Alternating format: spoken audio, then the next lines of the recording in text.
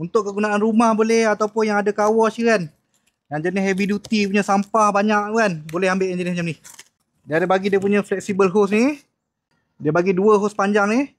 Okey guys, ni dia punya vacuum. Korang akan dapat macam-macam dia punya aksesori ni. Yang ni untuk korang nak vacuum kapet rumah korang. Yang ni untuk korang nak vacuum kereta korang guys. Memang cantik, besar dia punya ni. Untuk material ni jenis besi, tapak ni jenis plastik lah. Roda ni korang just cocok untuk masukkan je lah. Nanti bila korang tengah vacuum nanti, tak perlu nak angkat, korang just tarik je sebab dia menggunakan roda.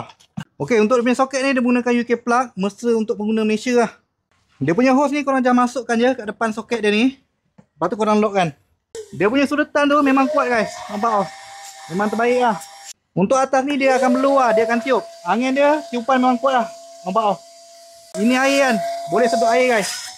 Nampak tu, memang kuat Habis tu air. Tak ada masalah. Nampak dia punya air. Jadi vacuum ni sesuai untuk wet and dry. Korang akan dapat semua ni. Sementara tengah promosi sekarang ni, korang mesti tekan link kat bawah.